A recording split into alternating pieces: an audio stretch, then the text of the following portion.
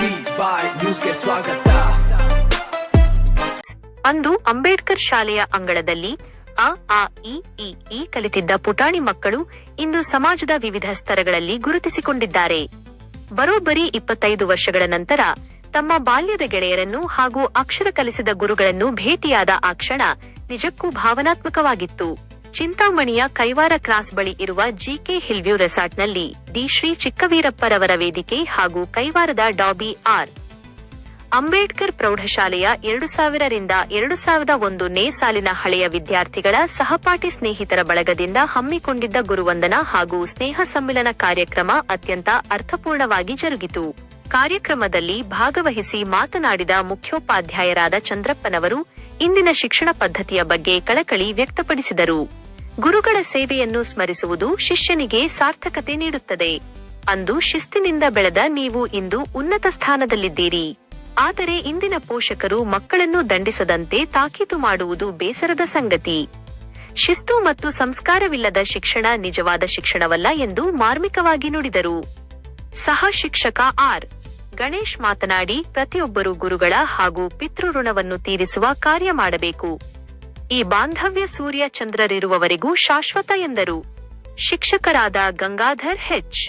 ಲೋಕೇಶ್ ಹಾಗೂ ಕನ್ನಡ ಶಿಕ್ಷಕ ಕೃಷ್ಣಪ್ಪನವರು ಮಾತನಾಡಿ, ಹಳೆಯ ವಿದ್ಯಾರ್ಥಿಗಳ ಪ್ರೀತಿ ಕಂಡು ಭಾವುಕರಾದರು. ನಮ್ಮ ಶಿಷ್ಯರು ಉನ್ನತ ಸ್ಥಾನದಲ್ಲಿರುವುದನ್ನು ನೋಡುವುದೇ ನಮ್ಮ ಬದುಕಿನ ಸುವರ್ಣ ಘಳಿಗೆ ಎಂದು ಶ್ಲಾಘಿಸಿದರು. ಕಾರ್ಯಕ್ರಮದ ಪ್ರಮುಖ ಆಕರ್ಷಣೆಯೆಂದರೆ ಹಳೆಯ ವಿದ್ಯಾರ್ಥಿಗಳು ತಮ್ಮ ನೆಚ್ಚಿನ ಗುರುಗಳಿಗೆ ಆತ್ಮೀಯವಾಗಿ ಸನ್ಮಾನಿಸಿ ನೆನಪಿನ ಕಾಣಿಕೆಗಳನ್ನು ನೀಡಿ ಗೌರವ ಸಲ್ಲಿಸಿದ್ದು. ನಂತರ ಪ್ರತಿಯೊಬ್ಬ ವಿದ್ಯಾರ್ಥಿಯು ತಮ್ಮ ಹಳೆಯ ನೆನಪುಗಳನ್ನು ಹಂಚಿಕೊಂಡು ಬಾಲ್ಯದ ದಿನಗಳಿಗೆ ಜಾರಿದರು. ಈ ಸಂಭ್ರಮದ ಕ್ಷಣದಲ್ಲಿ 2000 ರಿಂದ 2001ನೇ ಸಾಲಿನ ವಿದ್ಯಾರ್ಥಿಗಳಾದ ಲೋಕೇಶ್, ಗೋಪಿ, ಶಿವಕುಮಾರ್, ಹರೀಶ್, ಶಶಿಕುಮಾರ್, ದೇವರಾಜ್, ಗೋವಿಂದರಾಜ್, ಸಂತೋಷ್, ವಿಶ್ವನಾಥ್, ಮುನಿಗೌಡ ಸೇರಿದಂತೆ ಅಂದಿನ ಬ್ಯಾಚ್ನ ಎಲ್ಲಾ ವಿದ್ಯಾರ್ಥಿಗಳು ಹಾಜರಿದ್ದು ಕಾರ್ಯಕ್ರಮವನ್ನು ಯಶಸ್ವಿಗೊಳಿಸಿದರು. ಒಟ್ಟಾರೆಯಾಗಿ ಕಾಲು ಶತಮಾನದ ನಂತರ ನಡೆದ ಈ ಸ್ನೇಹ ಮಿಲನ ಗುರು ಶಿಷ್ಯರ ಬಾಂಧವ್ಯಕ್ಕೆ ಸಾಕ್ಷಿಯಾಯಿತು. ಜಿಬಾಯ್ ನ್ಯೂಸ್ ಟಿವಿ, ಚಿಂತಾಮಣಿ.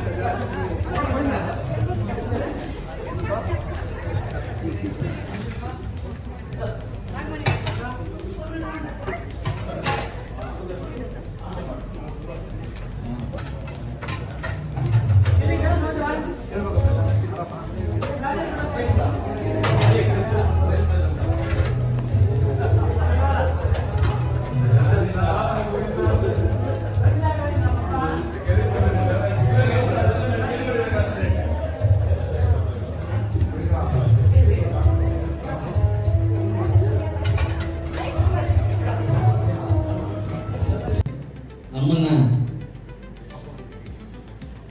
ಬನ್ನಿ ಅಂತ ಆಹ್ವಾನ ನೀಡಿ ನಮ್ಮನ್ನ ಈ ರೀತಿಯ ಆಹ್ವಾನಿಸಲಿಕ್ಕೆ ನಿಮಗೂ ಸಹ ಧನ್ಯವಾದಗಳನ್ನು ಅರ್ಪಿಸ್ತಾ ಇದ್ದೀನಿ. ಇಲ್ಲಿ ಈ ಗುರುವಂದನಾ ಕಾರ್ಯಕ್ರಮ ಭಕ್ತಿಯಿಂದ ಮಾತ್ರ ಅಲ್ಲ, ನಿಮ್ಮ ಸ್ನೇಹ ಸಮ್ಮಿಲನ ಅಂತ ಹೇಳಿದ್ವಿ. ನಿಮ್ಮ ಸ್ನೇಹಿತರನ್ನ ಒಂದು ಕಡೆ ಸೇರಿಸಿ ಸ್ನೇಹ ಸಮ್ಮಿಲನ ಕಾರ್ಯಕ್ರಮ ಜೊತೆಯಾಗಿ ಮಾಡ್ತಾ ಇದ್ದೀರಾ. ಅದಕ್ಕೂ ಸಹ ತುಂಬ ಹೃದಯದ ಸಂತೋಷವನ್ನ ಎಲ್ಲರಿಗೂ ಸಹ ಅರ್ಪಿಸ್ತಾ ಇದ್ದೀನಿ. ಕನ್ನಡ ಭಾಷೆಯಲ್ಲಿ 4 ಮಾತುಗಳಷ್ಟೇ ಹೇಳೋದು. ನೀವು ಎಂದೆಂದಿಗೂ ನೀವು ಕನ್ನಡ ಭಾಷೆಯನ್ನ ಕಲಿಯಿರಿ. ಎಲ್ಲಾದರೂ ಇರು, ಎಂತಾದರೂ ಇರು, ಎಂದೆಂದಿಗೂ ನೀ ಕನ್ನಡವಾಗಿ ಇರು ಕನ್ನಡವೇ ಸತ್ಯ ಕನ್ನಡವೇ ನಿತ್ಯ. ನಿಜವಾಗ್ಲೂ ಹೇಳ್ತೀನಿ, ಮಕ್ಕಳಿಗೂ ಮತ್ತೆ ಇಬ್ಬರಿಗೂ ಸಹ ನೀವು ಕನ್ನಡದಲ್ಲೇ ಮಾತಾಡಬೇಕು, ಮಕ್ಕಳಿಗೂ ಸಹ ಕನ್ನಡದಲ್ಲೇ ವಿದ್ಯಾಭ್ಯಾಸ ಮಾಡಿಸ್ಬೇಕಂತ ನಾನು ಕೇಳ್ಕೊಳ್ತಾ ಇದ್ದೀನಿ. ಯಾಕಂದ್ರೆ ಈ ಕನ್ನಡ ಭಾಷೆ ಅಂತಕ್ಕಂಥದ್ದು ಈ ಬಾಳೆಹಣ್ಣು ಸುಂದರ ಎಷ್ಟು ಚೆನ್ನಾಗಿ ತಿನ್ಬೋದು, ಅಷ್ಟು ಚೆನ್ನಾಗಿದೆ ಭಾಷೆ. ರಾಜ್ಕುಮಾರ್ ಹೇಳಿದ್ರೆ ಕಲಿಯೋಕೆ ಕೋಟೆ ಭಾಷೆ, ಆರೋಗ್ಯ ಒಂದೇ ಭಾಷೆ ಕನ್ನಡ ಕನ್ನಡ. ಮತ್ತೊಬ್ಬರು ಕವಿಗಳು ಹೇಳಿದರೆ ಕನ್ನಡಕ್ಕಾಗಿ ನೀನು ಕೀಳು ಬಿರುಳೆತ್ತು ಅದೇ ಗೋವರ್ಧನಗಿರಿ ಆಗುತ್ತದೆ.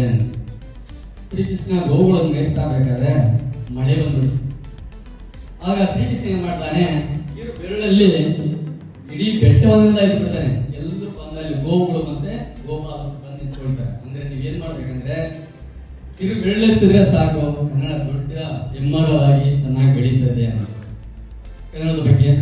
ಇನ್ನು ನಾವೆಲ್ಲ ಒಂದು ಅಂದ್ರೆ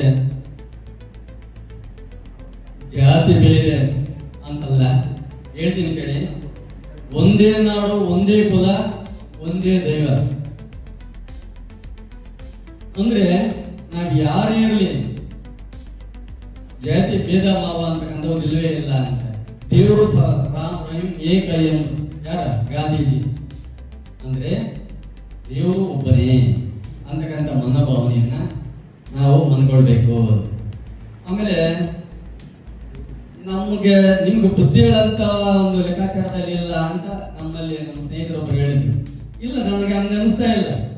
ನನಗೆ ಕನ್ನಡ ತಾಯಿಯ ಮಡಿಲಲ್ಲಿ ಈಗ ತಾನೇ ಮಲೆ ಹಾಲನ್ನ ಉಣಿಸಿ ಈಚೆ ಬಂದಾಗ ಆ ತುಟಿ ಮೇಲೆ ಆ ಒಂದು ಹಾಲಿನ ಒಂದು ಕೆನೆ ಹಾಗೇ ಇತ್ತು, ಹಾಗೇ ಇದ್ರು ನೀವು ಈಗಲೂ ಸಹ. ನೀವೇನು ದೊಡ್ಡವರಲ್ಲ ಅಂತ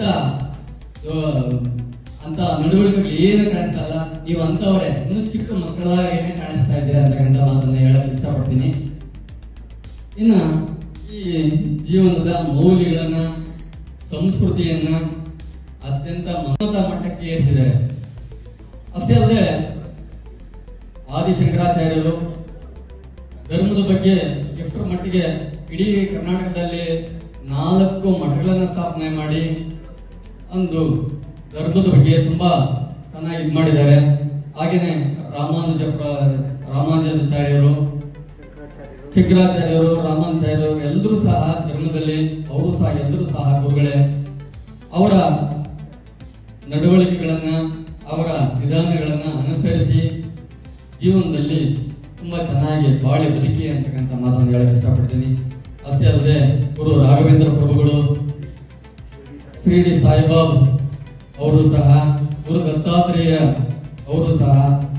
ನಿಮ್ಗೆಲ್ಲ ಗೊತ್ತಿದೆ, ಗುರು ದತ್ತಾತ್ರೇಯರು ಬ್ರಹ್ಮ ವಿಷ್ಣು ಮಹೇಶ್ವರರಿಂದ ಜನಿಸಿದ್ರು ಅಂತ ಪುತ್ರರು. ಇನ್ನ ಅವ್ರ ಬಗ್ಗೆ ಇನ್ನೊಂದು ಎರಡೇ ಮಾತು.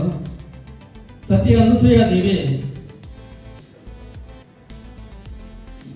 ಅವರ ಗಂಡನಾಗಿರ್ತಕ್ಕಂಥವನು ಕುಷ್ಠರೋಗಕ್ಕೆ ಈಡಾಗ ಮತ್ತು ಶಿಷ್ಯ ಈ ಬಾಂಧವ್ಯ ಯೂನಿವರ್ಸ್ ಇರೋವರೆಗೂ, ಪ್ರಪಂಚ ಇರೋವರೆಗೂ ಇರುತ್ತೆ, ಇರಲೇಬೇಕು. ಅರ್ಥ ಆಯ್ತಾ? ಯಾಕೆಂದ್ರೆ ಮನುಷ್ಯನಿಗೆ ಈ ಒಂದು ದೇಹಕ್ಕೆ ಆರ್ಟ್ ಎಷ್ಟು ಮುಖ್ಯನೋ, ಹೃದಯ ಇಲ್ಲ ಅಂದ್ರೆ ತೆಗೆದಾಕ್ಬಿಟ್ರೆ ಹೋಯ್ತು. ಈ ಗುರು ಅನ್ನೋದಿಲ್ಲ ಅಂದ್ರೆ ಪ್ರಪಂಚ ಏನಾಗುತ್ತೆ ಅಲ್ವಾ?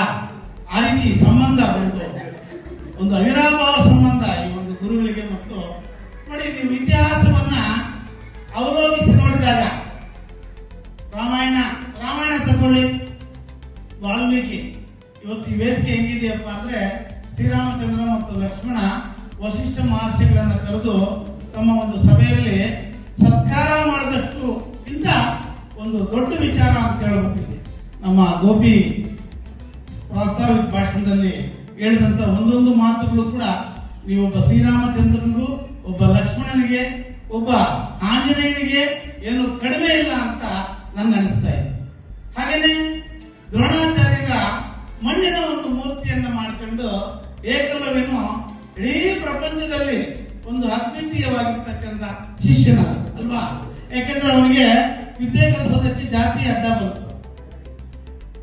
ಆ ಜಾತಿ ಅವನು ಒಂದು ಇದು ಮಾಡಿದ್ದ ದ್ರೋಣಾಚಾರ್ಯ, ನಾನು ಕ್ಷತ್ರಿಯರಿಗಲ್ಲದೆ ಬೇರೆಯವ್ರಿಗೆ ವಿದ್ಯೆ ಕಲಿಸಲ್ಲ ಅಂತ. ಯಾಕಪ್ಪ ಅಂದ್ರೆ ಕಲಿಸಬಾರ್ದು ಅಂತಲ್ಲ, ಆತನ ಹೊಟ್ಟೆ ಪಾಡು, ಆತನ ವಿದ್ವತ್ತಿಗೆ, ಆತನ ಒಂದು ಶಕ್ತಿಗೆ ಅಳತೆ ಮಾಡಿ ಆತನಿಗೆ ಯಾರು ಕೆಲಸ ಕೊಡಲಿಲ್ಲ.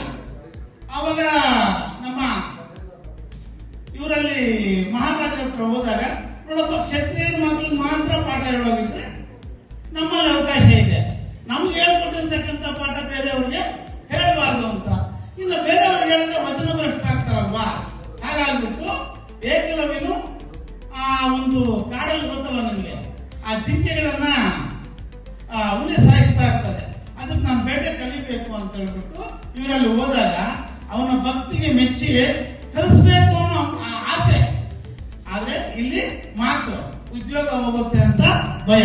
ಅವಾಗ ಏನಿಲ್ಲಪ್ಪ, ನೀನು ಏನು ಅನ್ಕೊಂಡಿದೀಯೋ, ನಿನ್ನ ಆಸೆ ಏನಿದೆಯೋ ನೆರವೇರಕ್ಕೆ ಹೋಗಿ ಮಗು ಅಂತ. ಯಾರು? ದ್ರೋಣಾಚಾರ್ಯ.